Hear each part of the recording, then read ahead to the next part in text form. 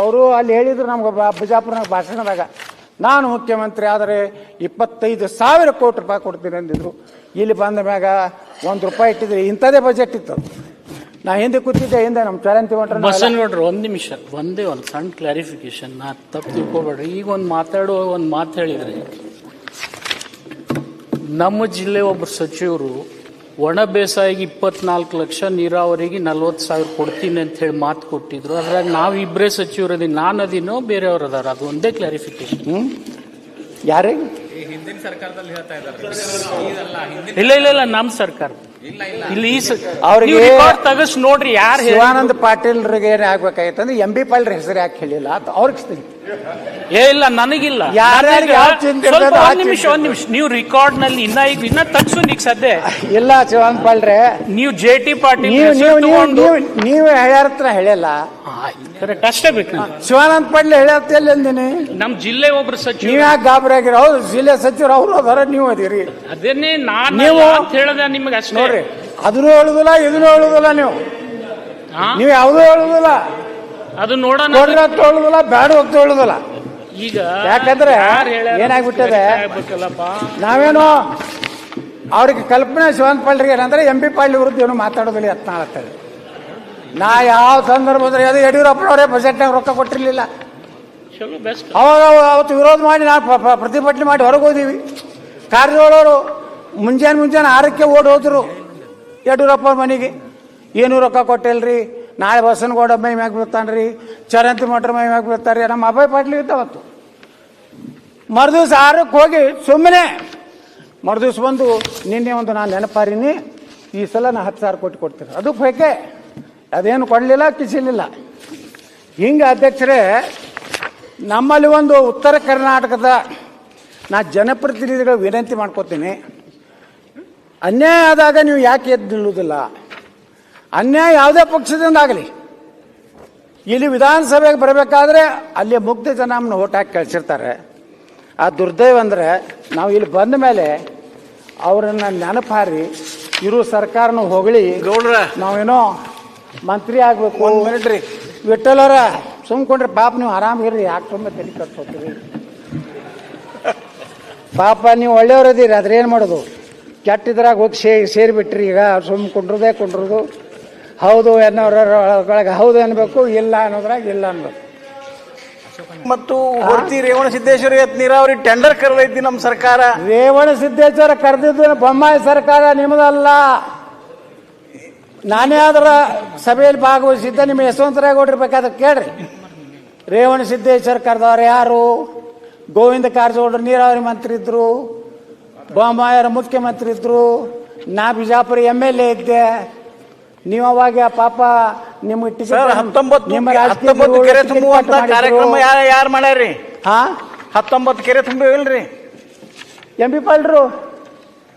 ನಾವು ನಿಮ್ಮಂಗೆ ಆ ಕಡೆ ಇಲ್ಲ, ಮಾಡಿದವ್ರು ಮಾಡ್ಯಾರ ಹೇಳ್ತೀವಿ. MB ಪಾಲ್ರಿದ್ದಾಗ ಸ್ವಲ್ಪ ಕೆರೆ 108 ಕೆರೆ ತುಂಬುವಂತ ಕೆಲಸ ಆಗಿದೆ, ಆಗಿಲ್ಲ ಅಂತ ಹೇಳಿ ನಾ ಹೇಳುದಿಲ್ಲ ಅಧ್ಯಕ್ಷ. ಆದ್ರೆ ನನ್ನ ಹೆಸರು ಪ್ರಸ್ತಾಪ ಮಾಡಿದ್ರೆ ಆಗಲೇ ಮತ್ತೆ ನೀವು ಮಾತಾಡಲಿಲ್ಲಲ್ರಿ JT ಪಾಟೀಲ್ ಇಂತ ಅದ್ಭುತ ಬಜೆಟ್ ಕೊಟ್ಟಾರ, ಮುಖ್ಯಮಂತ್ರಿಗಳು ಒಂದು ಹೊಸ ಅಧ್ಯಾಯ ಪ್ರಾರಂಭ ಮಾಡ್ಯಾರ ಅಂತ ಹೇಳಿ ನೀವು ಮಾತಾಡ್ಬಿಟ್ರೆ ಕೇಳ್ರಿ. ನಿಮ್ಮ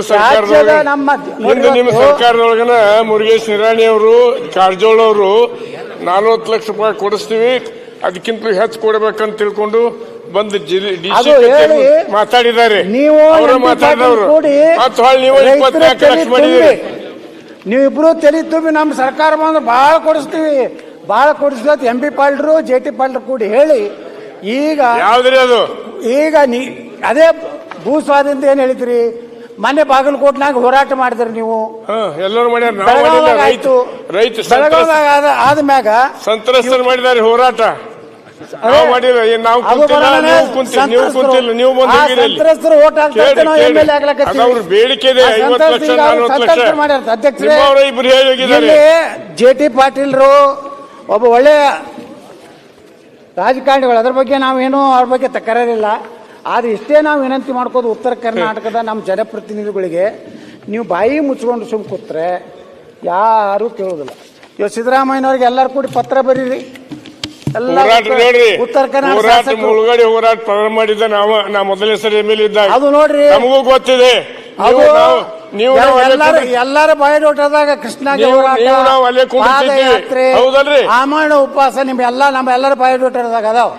ಆದ್ರೆ ಇವತ್ತು ನೀವು ಬಜೆಟ್ನಲ್ಲಿ ಕೃಷ್ಣಗೆ ಏನೂ ಹಣ ಇಟ್ಟಲಿಲ್ಲ ಅಂದ್ರೂ ಯಾರೂ ಬಾಯಿ ತೆಗಿಲಿಲ್ಲಲ್ಲ.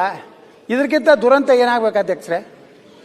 ಯಾವ ಜೀವನಾಡಿ ಕಾವೇರಿ ಕೃಷ್ಣ ಜೀವನಾಡಿ ಹತ್ರ ಎರಡು ಕಣ್ಣುಗಳ ಹೇಳ್ತಾರೆ. ಇವತ್ತು ಒಂದು ಕಣ್ಣಿಗೆ ಬೆಣ್ಣೆ, ಒಂದು ಕಣ್ಣಿಗೆ ಸುಣ್ಣಾಗಿ ಇವತ್ತು ಅಧ್ಯಕ್ಷರೇ ನಾವು ವಿನಂತಿ ಮಾಡ್ಕೋತೀನಿ. ಇವಾಗ 1,16,000 ಕೋಟಿ ರೂಪಾಯಿ ನೀವು ಸಾಲ ಮಾಡಿರಿ. ಇನ್ನೊಂದು 1,00,000 ಕೋಟಿ ಸಾಲ ಮಾಡಿ ಕೃಷ್ಣ ಮುಗಿಸಿಬಿಡ್ರಲ್ಲ.